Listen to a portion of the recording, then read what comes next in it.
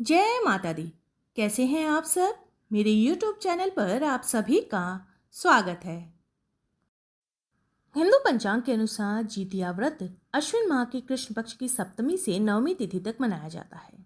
इस व्रत में महिलाएं सप्तमी को नहाय खाए के साथ अष्टमी को निर्जला व्रत रखती है और नवमी को पारण यानी भोजन करती है। इस व्रत को संतान की दीर्घायु और सुख समृद्धि की कामना से रखा जाता है। जितिया व्रत के पहले दिन महिलाएं सुबह सूर्योदय से पहले उठकर स्नान आदि से निवृत्त होकर स्वच्छ वस्त्र धारण करती है और पूजा करती है।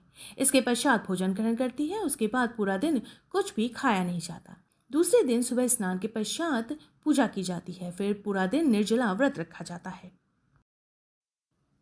सूर्य को अर्घ्य देने के बाद ही अन्न ग्रहण किया जाता है। मुख्य रूप से पर्व के तीसरे दिन झोर भात, मरुआ की रोटी और नोनी का साग खाया जाता है। अष्टमी को प्रदोष काल में महिलाएं जीमूतवाहन की पूजा करती हैं। जीमूतवाहन की कुशा से निर्मित प्रतिमा को धूप दीप अक्षत पुष्प फल आदि अर्पित करके पूजा की जाती है। इसके पश्चात मिट्टी और गाय के गोबर से सियारिन और चील की प्रतिमा बनाई जाती है। प्रतिमा बन जाने के बाद उसके माथे पर लाल सिंदूर का टीका लगाया जाता है।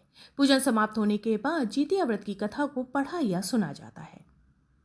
साल 2022 में जीवित पुत्रिका या जितिया व्रत की तिथियां इस प्रकार रहेंगी। 17 सितंबर 2022 दिन शनिवार को है नहाय खाए।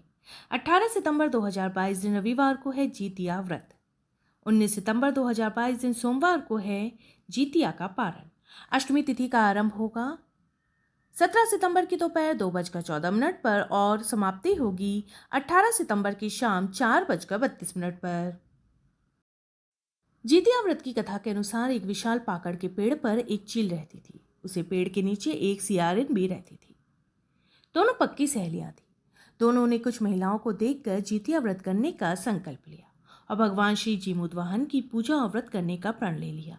लेकिन जिस दिन दोनों को व्रत रखना था उसी दिन शहर के एक बड़े व्यापारी की मृत्यु हो गई।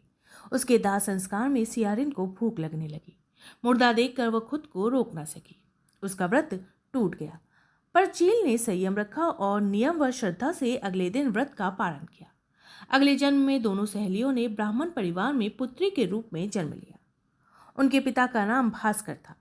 चील बड़ी बहन बनी और सियारिन छोटी बहन के रूप में जन्मी। चील का नाम शीलवती रखा गया। शीलवती की शादी बुद्धिसेन के साथ हुई, जबकि सियारिन का नाम कपूरावती रखा गया और उसकी शादी उस नगर के राजा मलाई केतु के साथ हुई। भगवान जीमूतवाहन के आशीर्वाद से शीलवती के 7 बेटे हुए, पर कपूरावती के सभी बच्चे जन्म लेते ही मर जाते थे।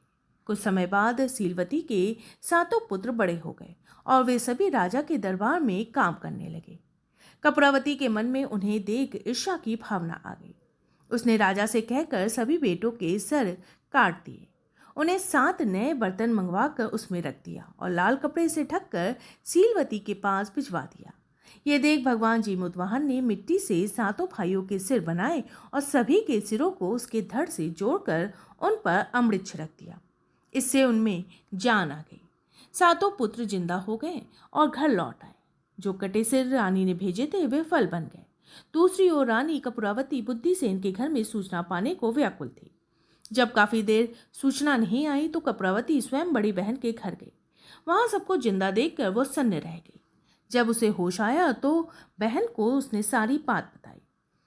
तब उसे अपनी गलती पर पछतावा हो रहा था। भगवान जीमूतवाहन की कृपा से शीलवती को पूर्व जन्म की बातें याद आ गई। वह कपूरावती को लेकर उसी पाकड़ के पेड़ के पास गई, उसे सारी बातें बताई। कपूरावती बेहोश हो गई और मर गई। जब राजा को उसकी खबर मिली तो उन्होंने उसी जगह पर जाकर पाकड़ के पेड़ के नीचे कपूरावती का दाह संस्कार कर दिया।